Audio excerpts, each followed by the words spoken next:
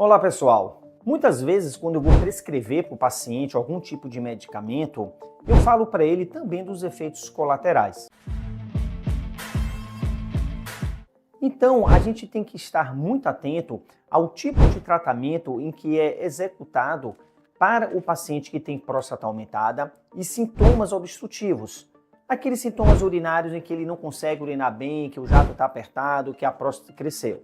Isso é muito importante porque quando a pessoa tem isso, não significa que obrigatoriamente ele já tem que ser submetido a algum tipo de cirurgia. Com certeza vocês já viram aqui alguns vídeos meus eu falando de cirurgia, como a enucleação da próstata com laser, o Rolep, o Tulip, o Reson, que é o tratamento da próstata aumentada com vapor d'água. E eu também já comentei algumas vezes que antes de você avançar para essa etapa cirúrgica, tem que ser executado esse tratamento clínico.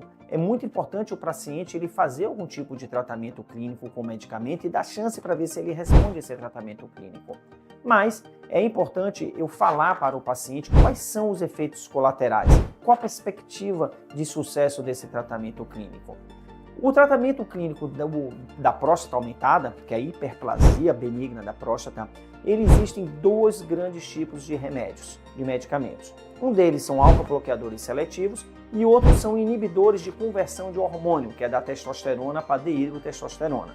Esses medicamentos, que são esses alfa-bloqueadores seletivos, eles vão bloquear esses receptores que estão nas células para fazer com que a próstata consiga ter uma complacência melhor.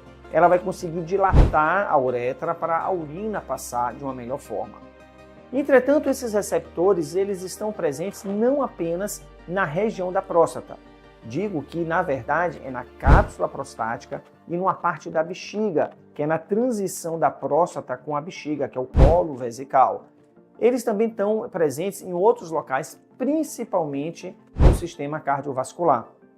Então, eles são medicamentos muito semelhantes aos remédios que as pessoas usam para a hipertensão, os antihipertensivos, uma classe desses medicamentos antihipertensivos.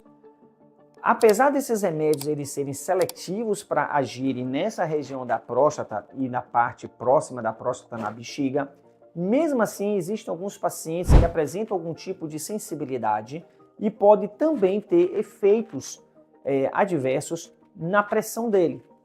Aquelas pessoas que são hipertensas e já usam remédios para pressão, esse medicamento da próstata ele pode se sobrepor com esse medicamento para hipertensão e a pessoa começar a ter hipotensão. E um principal efeito colateral é tontura. É aquele paciente quando está sentado, deitado, ele se levanta e ele fica tonto. Se for um paciente idoso, ele pode até mesmo cair. Ele pode desequilibrar e pode ficar com esse mal-estar de tontura quando virar muito rápido, principalmente quando ele está em uma posição e exige uma mudança de posição e ele passar mal por causa dessa tontura.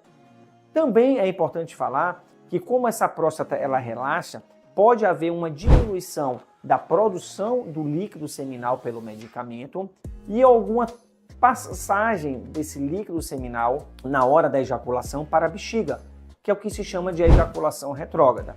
Então, além da diminuição na produção do líquido seminal, um outro tanto pode voltar para a bexiga, diluir na urina e o paciente depois urina o líquido seminal sem ele perceber que houve a saída desse líquido da urina. Mas incomoda muitas vezes porque a pessoa, quando tem o orgasmo, ele não ejacula nada. É o que algumas pessoas chamam de orgasmo seco e a gente fala que é uma ejaculação retrógrada porque ela não foi para frente, ela não foi eliminada, ela voltou para a bexiga, diluiu e depois na urina e depois que o paciente urina e não nota que tinha ali aquele líquido seminal. Então esses dois tipos de efeitos colaterais são muito importantes nessa classe de remédio. Existem outros remédios, a outra classe, que foi que eu também já falei, que são aqueles medicamentos que bloqueiam a conversão da testosterona em dihidrotestosterona.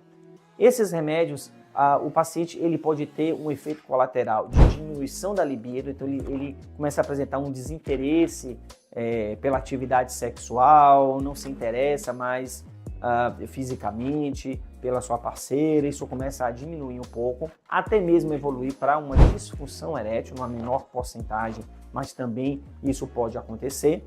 E alguns deles, por exemplo, como aí se eu estou falando da finasterida e a dutasterida, pode também aumentar um pouco a mama, que é a ginecomastia. Então a pessoa tem que ficar muito atenta, porque esses são os efeitos colaterais que podem apresentar principalmente nessa classe de remédios. Toda vez que o paciente toma essa finasterida ou a dutasterida, o PSA ele cai pela metade.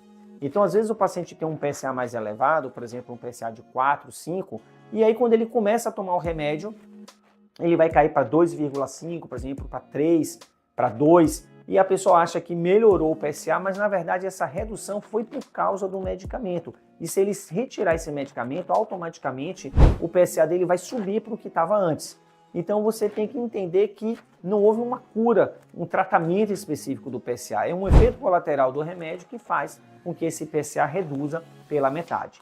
Então sempre que toma esse remédio tem que multiplicar por 2 o seu PSA e ali sim você vai encontrar o número real desse seu PSA para fazer um acompanhamento com o urologista.